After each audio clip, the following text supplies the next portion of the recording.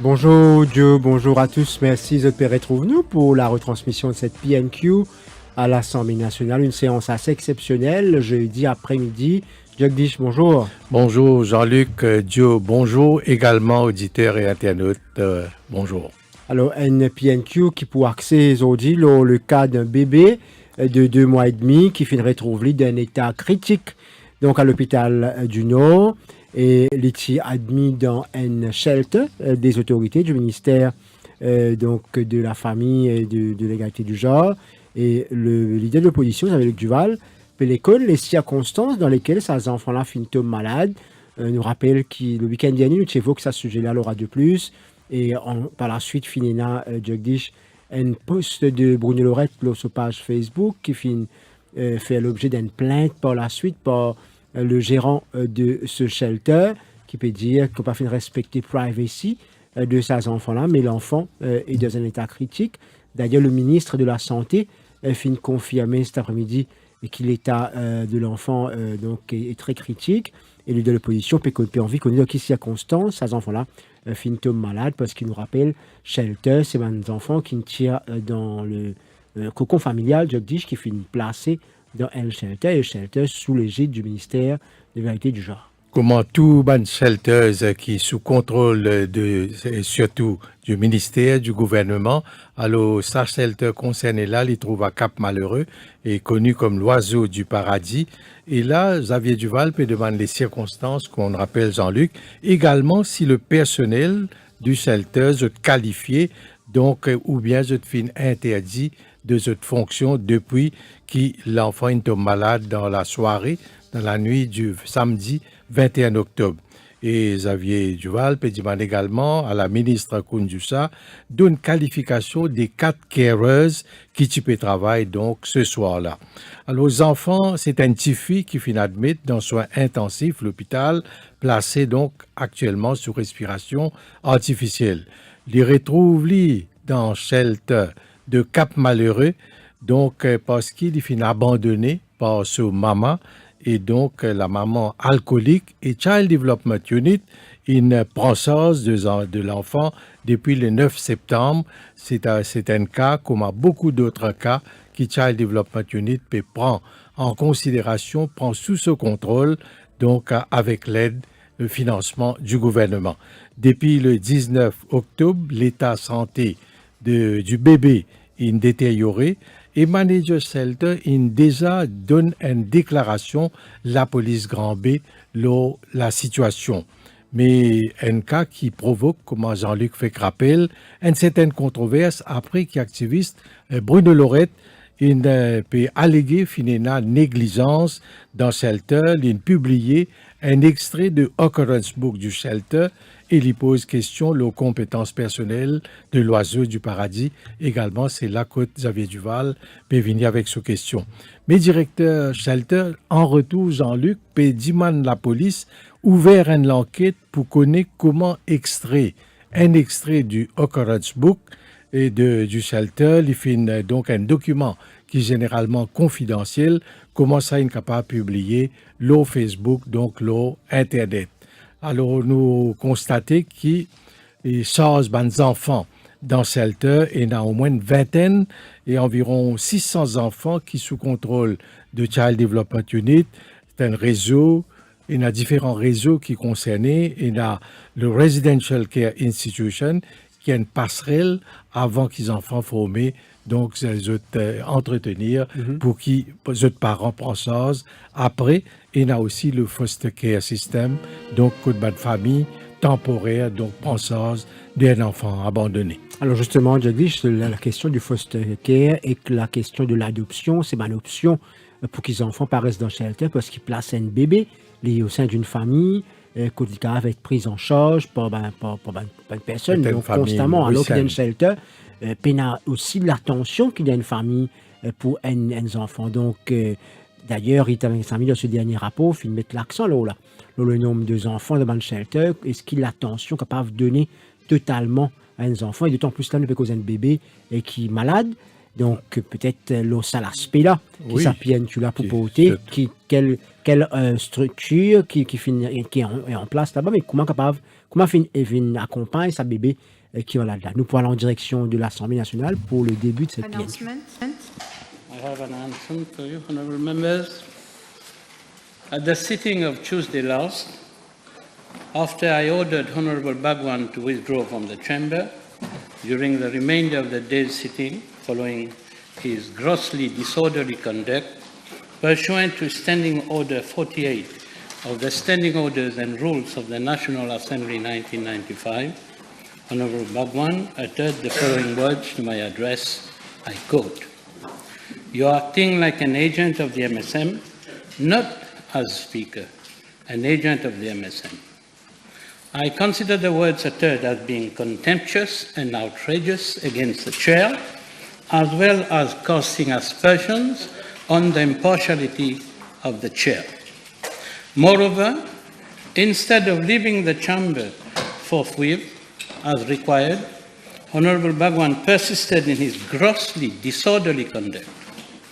When I consequently suspended the sitting to allow the restoration of order in the chamber for the resumption of the business of the House, Honorable Bhagwan further uttered contemptuous and outrageous remarks to the address of other members of this august assembly, as can be ascertained from the answer.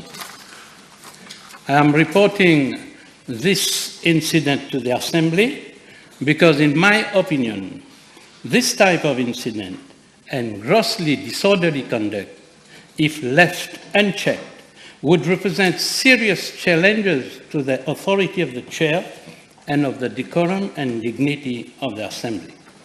In the circumstances, I leave it to the Assembly to proceed as it may deem necessary against the said member as it thinks fit in dealing with the above-mentioned breaches of order pursuant to Standing Order 49-8, which provides as follows, I quote, "Nothing in this order shall be deemed to prevent the Assembly from proceeding against any member for any breach of order not specified herein, or from proceeding in any other way it thinks fit in dealing with the breaches of order herein mentioned."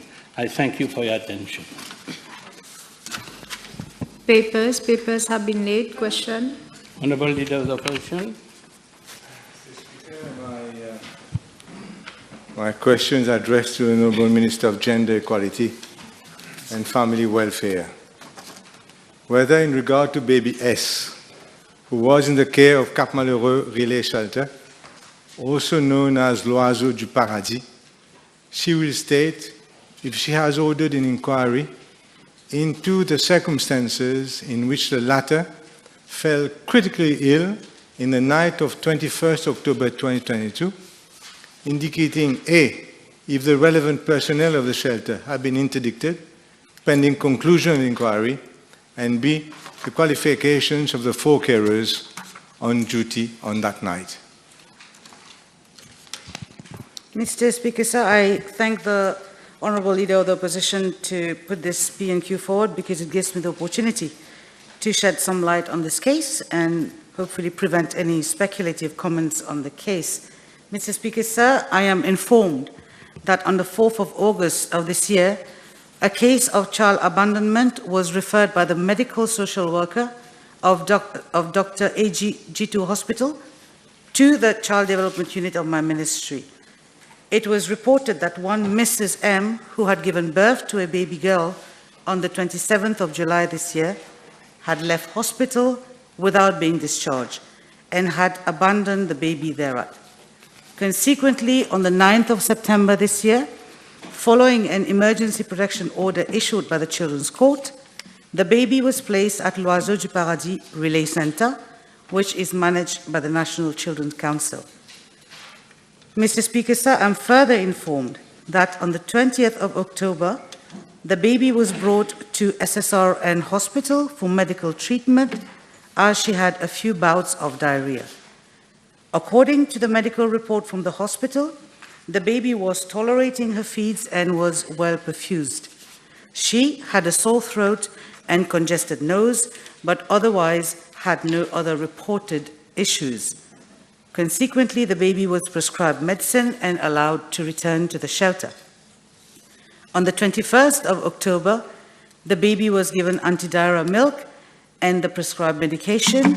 In the early hours of the morning, the child caregivers observed that the baby was weak and immediately conveyed her to SSRN Hospital, where she was admitted in the neonatal intensive care unit on the same day. According to the latest report from the hospital, the baby is still admitted in neonatal intensive care unit and is in a critical medical state. Mr. Speaker, sir, I wish to inform the House that in view of the seriousness of the case, a fact-finding committee has been put in place to assess whether all protocols have been observed. The committee comprises representatives of my ministry, the National Children's Council, the National Empowerment Foundation, the Ministry of Health and Wellness, the Police Department, and one independent member of the National Children's Council Board.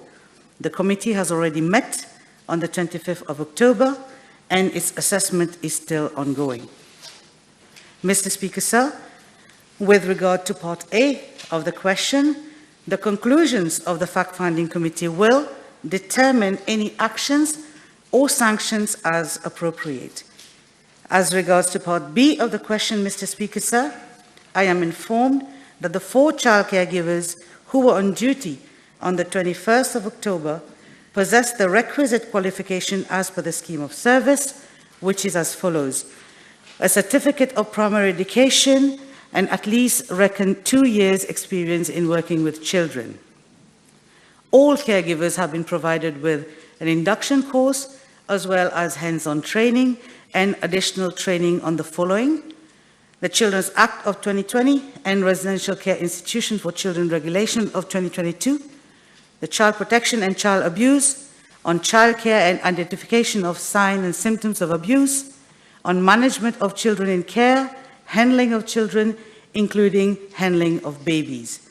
Briefing session on the UNCRC, the United Nations Convention for the Right of the Child, its rules and regulations, roles and responsibilities, work ethics, team spirit, performance and attitude towards children, interpersonal relationship and child care and child welfare, briefing on bullying, non-discrimination, teen dating violence, coping strategies of different developmental stage for shelter residents, food handling, basic hygiene, first aid, only to mention a few. Mr. Speaker, sir, I wish to also inform the House that according to reports from the Ministry of Health and Wellness, the child was born premature with intrauterine growth restriction and was diagnosed with a congenital cardiac anomaly at birth. Moreover, the mother has a history of repeated termination of pregnancies. She had also been consuming alcohol, smoking cannabis, and injecting hard and illicit substances throughout her pregnancy, and had not followed antenatal care treatment at all.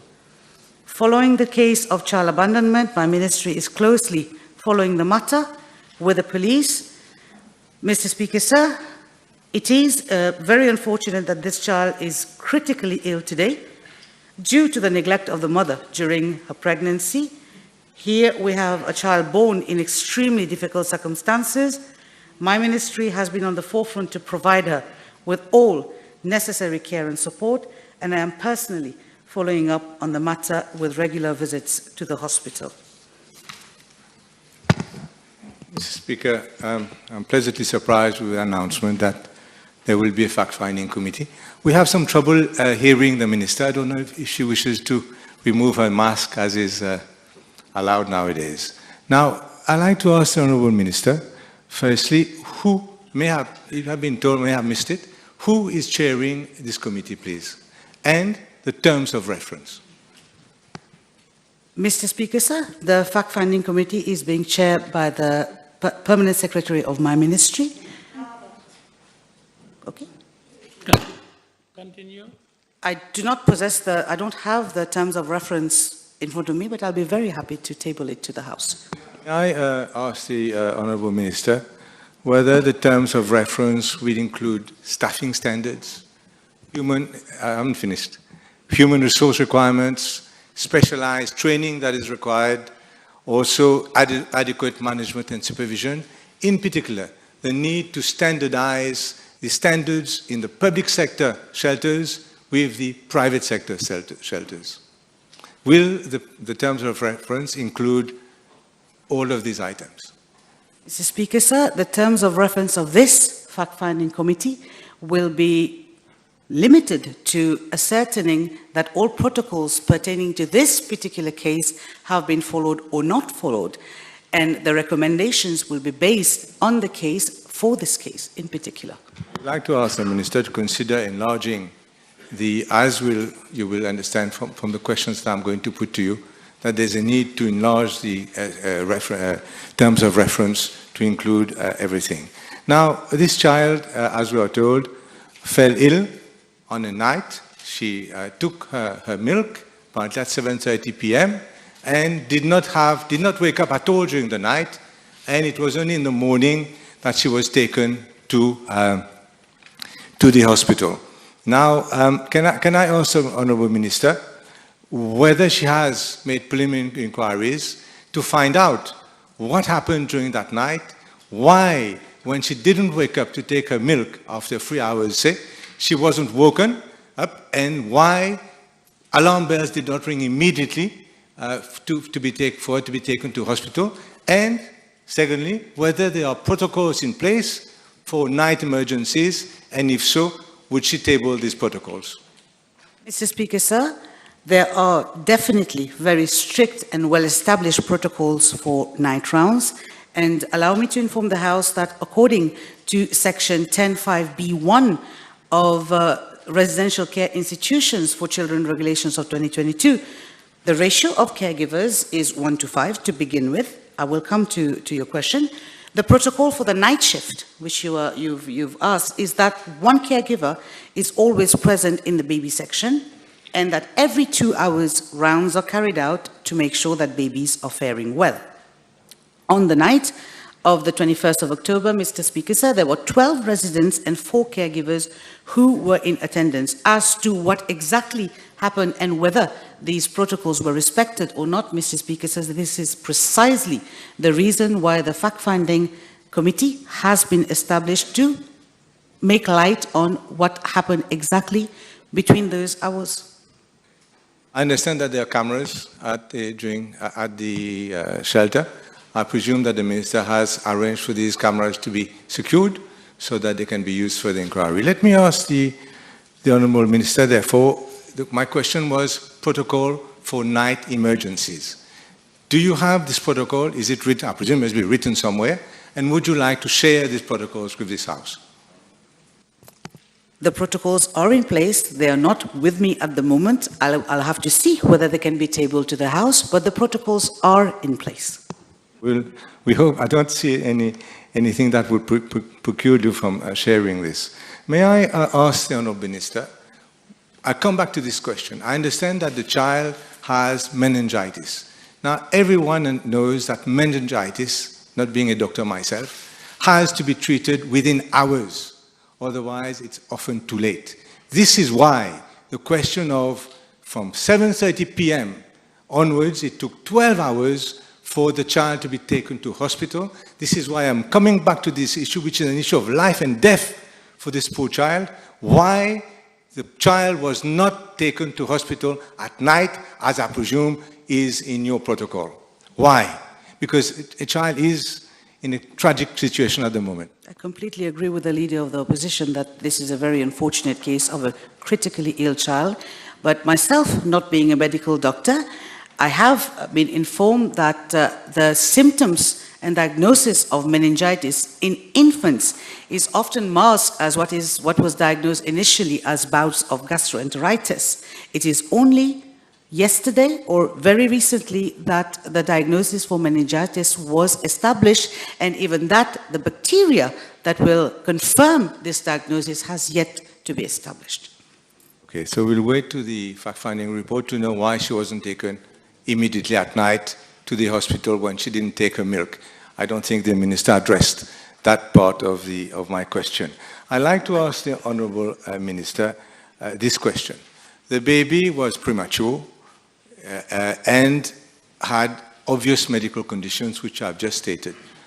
How is it that after 44 days, not even 40 days in hospital, this baby was removed from the hospital, taken to this care center where there is no medical practitioner, no nursing staff, and apparently the caregivers only have a CPE to account for themselves. Now, why, and I'll come afterwards to your own protocol for private sector, why was this child who has a medical condition taken to this type of shelter after only 40 days?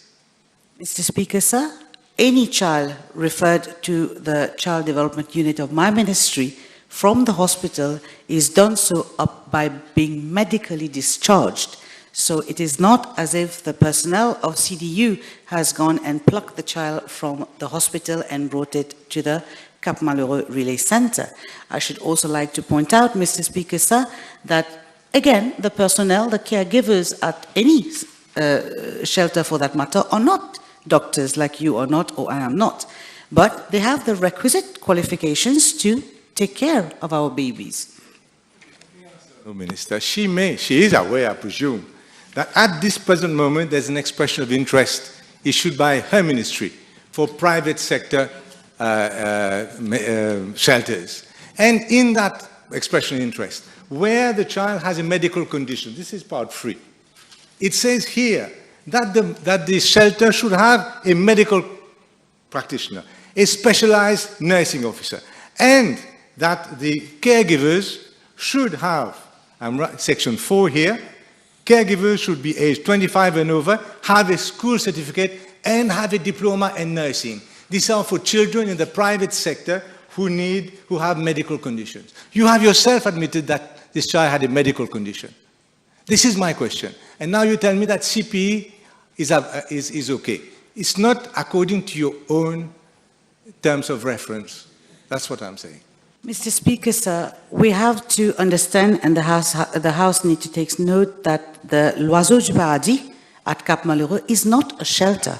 It is a relay center where we welcome children temporarily before placing them in other adequate institutions where they are going to be taken care of, whether they are placed back to home, whether they are placed in foster families, or they are taken care of in other residential care institutions, is a matter of a case-to-case basis as and when they come to our relay center, Mr. Speaker, sir.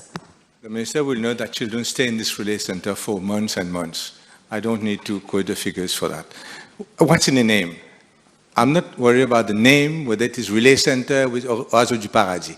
This child, a vulnerable child, a weak child, a child who had medical condition, has, against the advice of your own ministry for the private sector, been placed in an institution which had none of the medical facilities which were normally attached to institutions which can welcome such children. So I'm saying to you, and this is why I'm saying to you, it would be good to enlarge because to me, it seems unacceptable that the private sector has standards like this, and which nursing, etc., diploma, and the public sector has standards like this. And this is why we end up probably with issues that could have been avoided.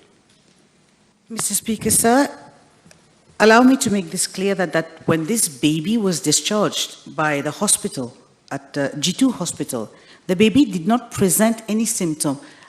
The baby was born with a congenital cardiovascular anomaly, but it was not a baby that was sick, and it was deemed fit to be discharged, Mr. Speaker, sir. That is when the baby was taken care of and was taken under the guard of the relay center at Cap Malheureux. Very well, let's let that be, Mr. Speaker. I understand that only now the ministry has requested the Mauritius Institute of Education to run intensive courses for its staff beginning January. This is an admission, in fact, that all this time there were not adequate training for the staff. Not only are their academic qualifications far lower than might be acceptable for the private sector, but also it is only now, as from January, that they will be following a 10-week intensive course by the MIE at the request of your ministry. The question is, why only now? Why, after so many years, this is only now, after the Ombudsman has made the recommendation? No, it is, Mr. Speaker, sir, it is not only after the Ombudsperson office had made the recommendation. This has been a document, this has been a process that we have, my ministry has been working very hard on implementing for quite a long time. And we should note that at present, there are no shelters that have the specialized personnel that the Leader of Opposition has mentioned. The standards are very high, but to be able to adhere to those standards, the adequate training exactly have to be provided. So the provisions for those are being made and will be met. Can I ask the Honourable Minister for a guarantee that the standards in the public sector will be not an iota lower than the standards in the private sector? So we expect, in fact, the same standards to apply whether you're a poor child in a public sector institution or whether you're in a private sector institution. This is the minimum commitment I think that the Minister should make. Mr. Speaker, sir, allow me to reassure this House and the population that when it comes to the welfare of our children, there is no standard high enough. There is always room for higher and better standards. Thank you. Just one or two more questions, and I will give way, Mr. Speaker. One question is, the Ombudsman has said it, the fact-finding committee of 2015, the Valiant fact-finding committee said it, that it is, and the United Nations say it, that it is undesirable, unacceptable even probably, that young babies like that are placed in shelters where there are up to 50 or more other children, that this should not happen, and every effort should be made to put these children in foster care. Now, right after coming out of hospital, being born, where have you reached with placing children in foster care, and why weren't such young babies placed in foster care, as is recommended since 2015? Mr. Speaker, sir, I would like to inform the House that one of the children of the same mother is currently in foster care, and a request placed by my ministry, and a request had been made to the same family to be able to cater for the needs of this baby, the one that we are currently talking about, to join her sibling in the same family. But the foster care family was not ready at present to welcome the child. As to what is happening with our efforts in advancing and improving the foster care, we're professionalizing this department, Mr. Speaker, sir, and one recent measure is the increase in stipend provided to foster care parents, which I'm very grateful that my colleague, the Honourable Minister of Finance, agreed to and is already in place. I have one last question and then maybe a final question if there is time. The adoption bill. Now, we've heard that the adoption bill is on the cards. This should be obviously, it's not a perfect solution, but it's a part solution to the issues of abandoned children and such that we have seen. Where are we with the abandoned children and with the adoption bill, and when are we going to have it in this House? Mr. Speaker, sir, the adoption bill is currently at the level of the State Law Office. The Cabinet has already approved for the drafting instructions to be conveyed, and the team at the level of the State Law Office is working on the finalization of that bill. There have been numerous back and forth with my ministry and the SLO.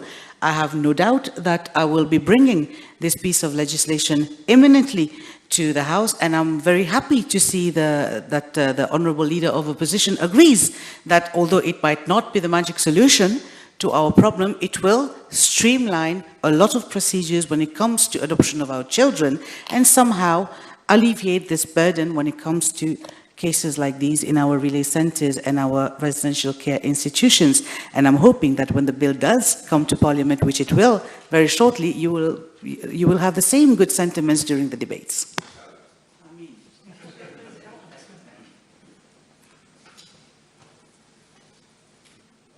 Je vous remercie, Monsieur le Président.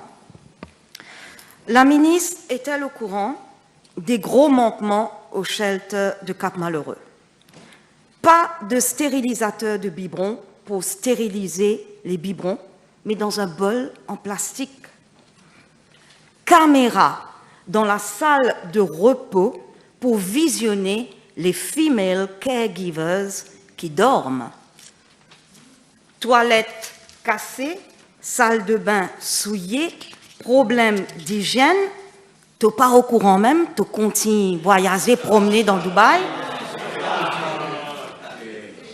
Voilà. Est-elle au courant de ces manquements?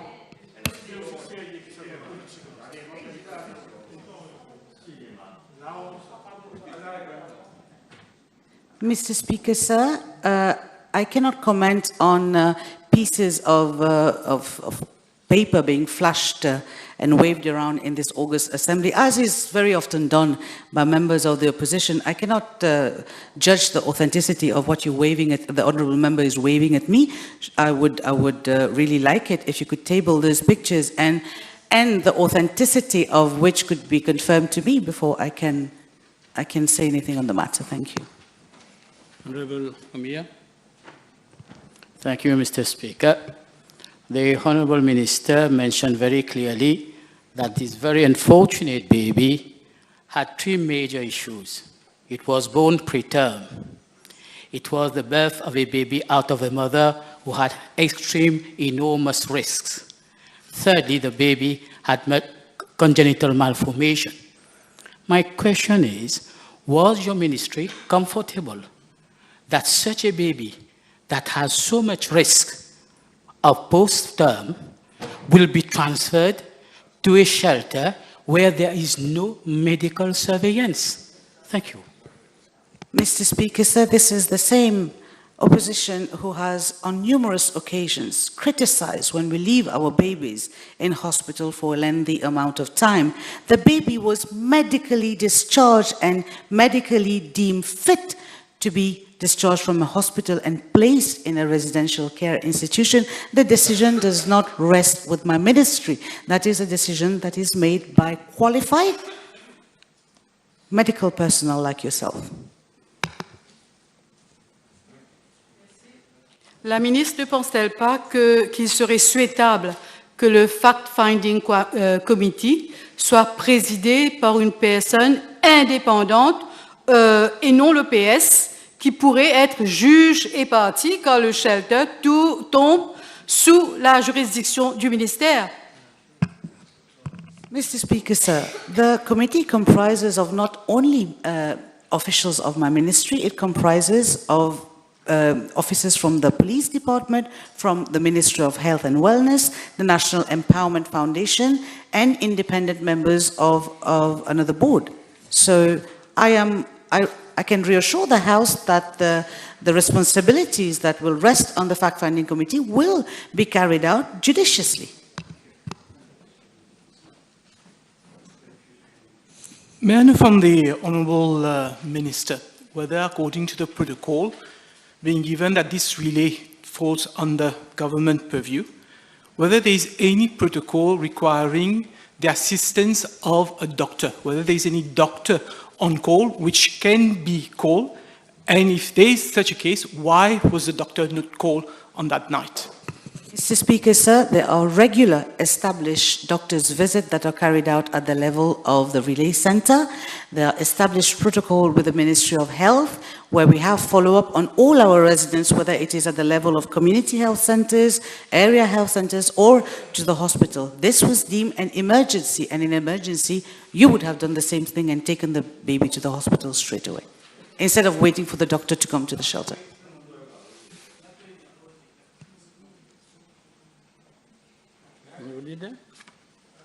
One last question, Mr. Speaker. The fact-finding committee, the Valiant fact-finding committee of 2015, asked for an independent regulatory body to supervise all shelters, hopefully also publicly owned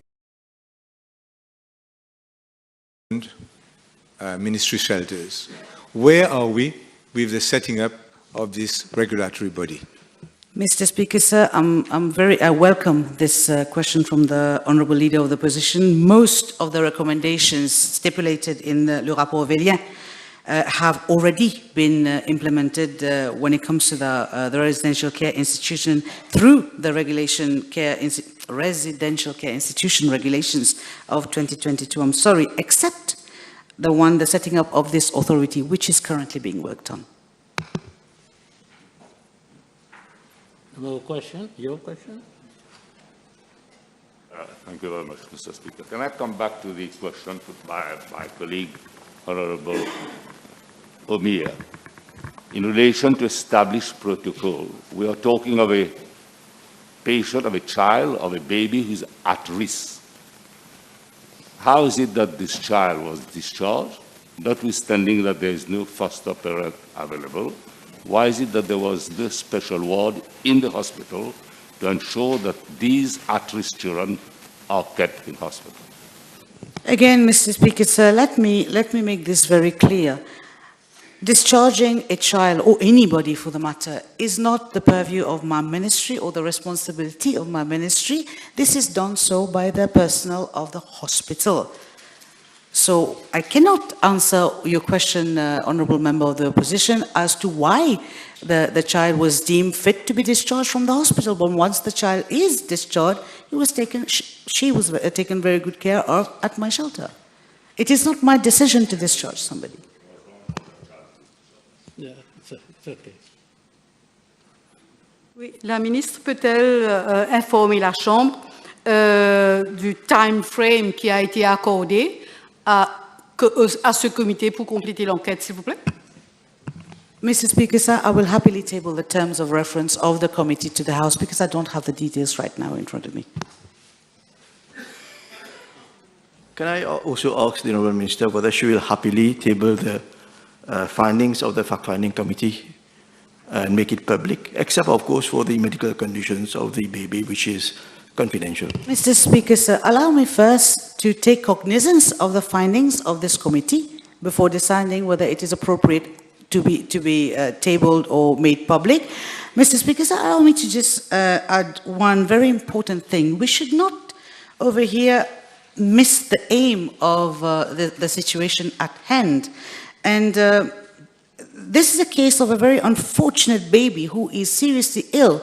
And I have answered and I have put forward all the very good reasons why this baby finds herself in this situation today.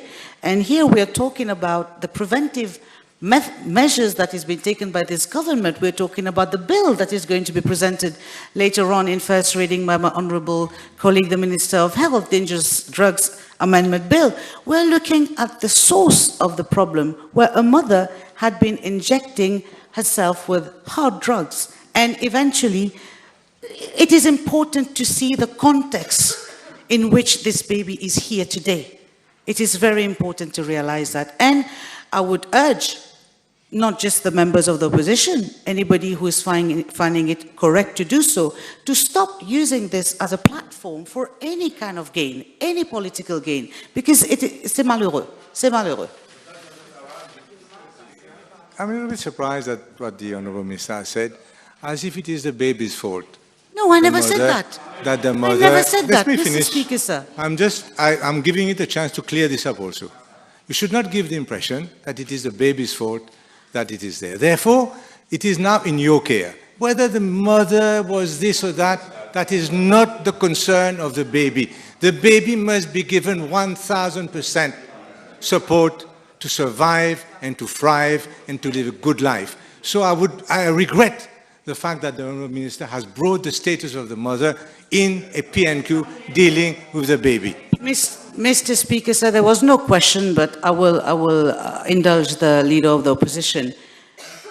It is not a question of blaming the child or the mother. It is actually putting all the facts to the House and to the population as how we have ended up with a critically ill baby today. So I think the leader of the opposition should actually salute the work of this government in its relentless combat against drugs, so we don't have such illicit substances being consumed by expected mothers in our country. This is why I have laid the facts to the House, Mr. Speaker, sir. Time over. Pour cette PNQ du leader de l'opposition à la ministre Kalpana Kunjusha, qui fait une annonce d'emblée, la mise sur pied d'un fact-finding committee pour faire la lumière entourant donc l'état de ces enfants-là, s'ils finissent gagner tout ban soins appropriés, comment ça finit de passer, depuis qu'ils finissent gagner des charges à l'hôpital. Alors, la ministre finit de dire que le bébé, quand il finit gagner ce décharge à l'hôpital, il est fit, et donc il finit gagner medical discharge, ça veut dire que le médecin finit juger que ce l'état est correct pour capable donc retourner dans le shelter. Et donc la ministre finit aussi répondre à plusieurs interpellations de les autres membres donc de l'opposition Jagdish, notamment cette question du député Omir qui dit que le bébé il a donc trois types de problèmes, donc un problème congénital, il finit dire aussi qu'il finit gagner un problème à la naissance et qui faire donc compte tenu de sa situation là fin donner se décharge, et la ministre fin dire que c'est pas ce ministère qui décide qui peut donner des charges un patient ou pas, un bébé ou pas, c'est le personnel médical qui fait juger qu'il est capable de gagner des charges. Et ce à quoi finit là l'autre question de Reza Ultime qui finit dire est-ce qu'il peut être un médecin qui on call pour capable si dans la nuit où le bébé est si malade jusqu'à qu'il le lendemain il amène à l'hôpital, est-ce qu'il n'est pas capable de téléphoner sa médecin là? La ministre fin répond qu'il était urgent, c'était un emergency, c'est pourquoi fin préfère amener l'hôpital directement. Et fin a aussi cette question Jagdish Law, Jean-Luc Duval fait dire que la ministre peut donner le sentiment que la maman et c'est la faute à la maman qui le bébé dans cet état-là, et donc la ministre fin répond pour dire qu'il n'est pas permis d'attribuer la faute à la maman, il fin expliquer que la maman fin injecter la drogue dure pendant sa grossesse, il fin boire, il fin consomme cannabis, il fin brosse un tableau donc de l'historique de la mère, et il dit que c'est un peu à cause de cette situation que l'enfant trouve dans une situation très difficile, donc médicalement, ce l'état comme il était. Et pour Jean-Luc Duval, il ne fallait pas qu'il attribue la faute parce qu'il a l'enfant sous la responsabilité des autorités. Il fallait que les autorités occupent de ces enfants-là. Alors, nous retenir le point principal, je dis, qui est le fact-finding committee, fin de mettre sur pied, qui déjà commence à travailler depuis le 25 octobre. Donc, une information qui n'est pas fin de connaître depuis des 3 jours qui fin commence travail, et la ministre pas fin les répondre à la question de Ritesh Ramphol si ce rapport-là peut être rendu public, mais il laisse gagner les conclusions du fact-finding committee avant qu'il décide là. Alors, dans la forme, c'est ce fact-finding committee, pour son attribution, c'est surtout enquête lors d'une situation qui est confirmée et avec qui peut présider par le secrétaire permanent au ministère et de... Mais malheureusement, je dis, je n'ai pas gagné clairement le terme of reference parce que la ministre dit pénalité avec lui. Oui. NPNQ, quand il vient annoncer le fact-finding committee, on pensait la première chose, c'est qu'il vient avec les terms of reference pour nous connaître donc qui scope of work de sa comité-là. Oui, mais il a annoncé que le fact-finding committee will determine actions to be taken. Oui. Qui ban action qui peut bien prendre, et également les dire qui ban personnel, les 4 carers qui sont en fonction, on duty le soir, je tenais une qualification de CPE et 2 années d'expérience avec les enfants, et les dire je finis suivre un cours de formation, donc comment gérer une situation, les enfants, et surtout l'attitude envers les enfants. Alors ça c'est pour la forme, également finalement et cette confirmation que l'enfant dans une situation est vraiment critique, la situation est critique, abandonnée par la maman au moment de la naissance, et la maman lui-même, il est un alcoolique, il est consommatrice de drogue. Alors c'est qui montrait donc là que la ministre Kunjusha fait un appel à ban maman en état de grossesse, j'ai besoin au moins montrer responsable dans naissance des enfants. Dans le fond, ce que l'opposition peut vous les montrer, c'est que la place de l'enfant, les petits besoins dans le centre de Cap-Malheureux. C'est un relais center, donc qui fait la relais. Donc c'est la prise en charge jusqu'à qui au moins un enfant capable de réhabiliter et il retrouve une santé saine pour les capable en ce moment trouver un placement ailleurs. Alors différents intervenants au niveau de l'opposition et également donc certaines questions de Reza Outim, du docteur Omir, docteur Arvin Boulel, également de Stéphanie Anxil qui nous produit une photo pour montrer donc il peut pas de produit, mon pas connaît s'il dépose les photos concernées, mais il peut dire c'est-à-dire c'est un centre qui peine toutes les facilités, toutes les aménités pour garantir la sécurité et surtout la bonne santé de des enfants qui admettent. Mais la ministre quand même reconnaît qu'il y a un foster care, il y a un moyen capable au moins de trouver, c'est-à-dire une adaptation, un enfant capable de retrouver d'une meilleure santé après qu'il ne passe pas ça dans différents centres. Maintenant, au niveau de l'hygiène, tout ça peut-être les pour faire et une question qui peut aborder par le fact-finding committee. Alors, dans le dual, une cause de Jagdish, le dépoint à la avant la PNQ, le foster care avec adoption bill, le foster care, la ministre dit qui donc je peux professionnaliser et donc il les a en place le projet. Par contre, par rapport à adoption bill, il dit qu'il peut venir very shortly, encore une fois, dans la promesse qui ça projet de loi là peut venir au Parlement bientôt, mais shortly quand souvent le temps dit very soon, how soon is soon, nous pas connaît, mais le projet de loi est très attendu, surtout dans des circonstances pareilles, côté la vie des enfants qui est en jeu. Et donc la question du foster care mérite, moi penser aussi, toute l'attention parce que le Tindjali est là à la place des enfants qui naissent donc prématurés, qui n'ont pas un problème congénital et qui finissent un départ même dans la vie très douloureux. Donc les besoins être encadrés, les besoins être choyés et c'est pas dans un centre de relais qu'ils en font là pour gagner sa quantité l'attention qu'il méritait. Et là, quand Xavier Duval peut dire Bissin est dans un centre spécialisé, donc surtout quand la santé des enfants est menacée, est fragile, alors au lieu d'envoyer dans un centre comme ça a été L'Oiseau du Paradis ou ailleurs, donc Bissin est dans un centre peut-être établi dans l'hôpital même pour qui ça va médicalement équipé, avec médecins, avec tout le service qui est nécessaire.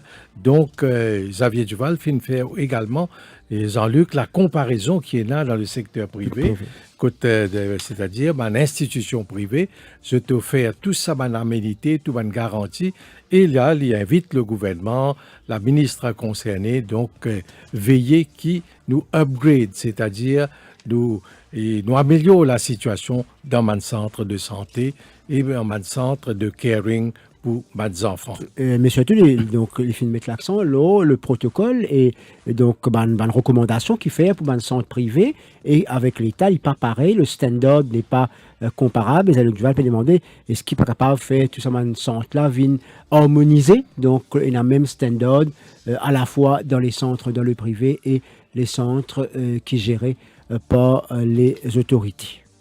Alors, concernant le fact-finding committee, le député de l'opposition, Rité Schramfol, peut demander qu'il fasse pas nommer un président indépendant au lieu du secrétaire permanent du ministère parce qu'il est pour judge and party en même temps. Mais là, la ministre peut dire que donc quand même il y a les autres membres qui sont indépendants, qui font partie du comité et ensemble je suis capable donc faire une proposition de direction qui dans l'intérêt des bonnes enfants et dans l'intérêt de bonnes centres. Voilà, donc pour sa PNQ là, nous retenir la mise sur pied d'un fact-finding committee qui a déjà commencé ce travail depuis le 25 octobre selon la ministre pour faire le point sur la situation. Et nous sommes contents que les terms of reference précisent de sa fact-finding committee là pour nous comprendre quoi il faut bien enquêter spécifiquement. Donc la ministre pas fini une copie Terms of Reference avec lui, nous pouvons bien attendre ça. Donc voilà ce qui nous retenir de cette PNQ Jagdish. Oui, et les travaux de l'Assemblée qui continuent, donc avec il y a 2 projets de loi, le Dangerous Drugs Amendment Bill, également il y a un projet de loi, the Mauritius Food Standards Bill, donc qui concerne surtout un assainissement au niveau de la production et de la vente de produits d'alimentation. En début de séance, le speaker donc rappelle que le comportement du député Rajesh Bhagwan, d'après lui, is contemptuous, donc c'est un outrage d'après lui au Parlement, et là il invite les membres de l'Assemblée et le Parlement à statuer d'après standing order vis-à-vis du comportement de Rajesh Bhagwan quand il était suspendu lors de la dernière séance. Voilà, merci de votre attention. Merci de suivre sa PNQ là avec nous. Bien sûr, l'information continue sur notre antenne à 16h30. Nous pouvons bien sûr revenir en détail sa PNQ là, bien évidemment. Et puis sur toutes les plateformes du défimédia.info. Merci, à très vite.